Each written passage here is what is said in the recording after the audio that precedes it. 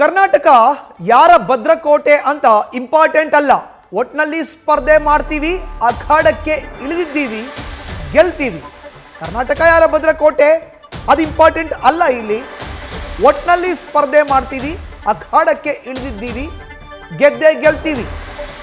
ಗೀತಾ ಶಿವರಾಜ್ಕುಮಾರ್ ಲೋಕಸಭೆ ಸ್ಪರ್ಧೆ ಬಗ್ಗೆ ನಟ ಶಿವಣ್ಣ ಪ್ರತಿಕ್ರಿಯೆಯನ್ನು ನೀಡಿದ್ದಾರೆ.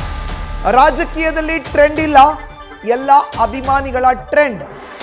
ಶಿವಮೊಗ್ಗ ಜಿಲ್ಲೆಯ ಜನತೆ ಸಮಸ್ಯೆ ಗೀತಾ ಅವರಿಗೆ ಗೊತ್ತಿದೆ ಅಂತ ನಟ ಶಿವರಾಜ್ಕುಮಾರ್ ಪ್ರತಿಕ್ರಿಯೆಯನ್ನು ಕೊಟ್ಟಿದ್ದಾರೆ. ಅವ್ರು ಹುಟ್ಟಿದೂರೇ ಶಿವಮೊಗ್ಗ ಅಲ್ವಾ, ಅದು ಅವ್ರ ತವ್ರ ಮನೆ ಅಲ್ವಾ, ಯಾವಾಗಲೂ ಹೋಗ್ತಾ ಇರ್ತಾರೆ. ಅದೇನು ಅದು ಹೇಳಲೇಬೇಕಾಗಿಲ್ಲ. ಯಾಕಂದ್ರೆ ಅವ್ರು ಹುಟ್ಟಿದೂರೇ ಶಿವಮೊಗ್ಗ, ಓದಿದ ಶಿವಮೊಗ್ಗ, ಅಲ್ಲಿ ಅವ್ರ ತಂದೆನೂ ಶಿವಮೊಗ್ಗನೇ.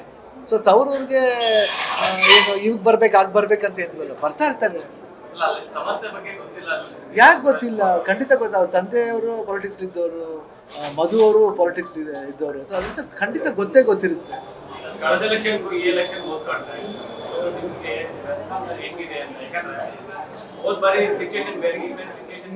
ಏನೇ ಆದ್ರೂ ಒಂದು ಕಾಂಪಿಟೇಷನ್ ಅಂತ ಬಂದಾಗ, ಅಖಾಡಕ್ ಅಂತ ಬಂದ್ಮೇಲೆ ಫೇಸ್ ಮಾಡಬೇಕು, ನುಗ್ಬೇಕು. ಯಾಕಂದ್ರೆ ಯಾವಾಗ ಮನುಷ್ಯನಿಗೆ ನಾವು ನಿಲ್ತೀವಿ ಅಂತ ಬಂದ್ಮೇಲೆ ಯಾವುದೇ ಫೀಲ್ಡ್ ಆಗಲಿ,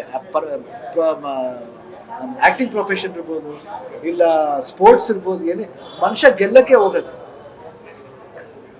ಅದು ಕಾನ್ಫಿಡೆನ್ಸ್ ಇರ್ಬೇಕಷ್ಟೇ.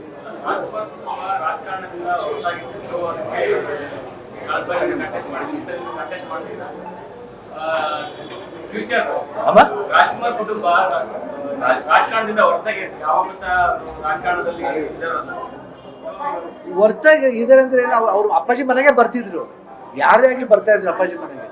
ಯಾವಾಗ ದೂರ ಇರೋಕ್ಕಾಗಲ್ಲ ಪಾಲಿಟಿಕ್ಸ್ ಇಂದ. ಯಾಕಂದ್ರೆ ಖಂಡಿತ ಬೇಕು, ಅವ್ರ ಸಂಪರ್ಕ ಬೇಕು, ಅವ್ರ ಅಪ್ಪಾಜಿ ಸಂಪರ್ಕ ಅವ್ರಿಗೂ ಬೇಕು, ಅಪ್ಪಾಜಿಗೆ ನಾವು ಅವ್ರ ಸಂಪರ್ಕ ಬೇಕು.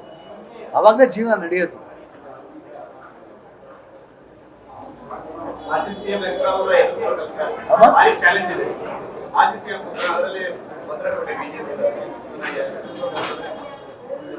ಇದು ಕರ್ನಾಟಕ ಯಾರ ಭದ್ರಕೋಟೆ ಯಾರ್ದು ಅದು ಇಂಪಾರ್ಟೆಂಟ್ ಅಲ್ಲ.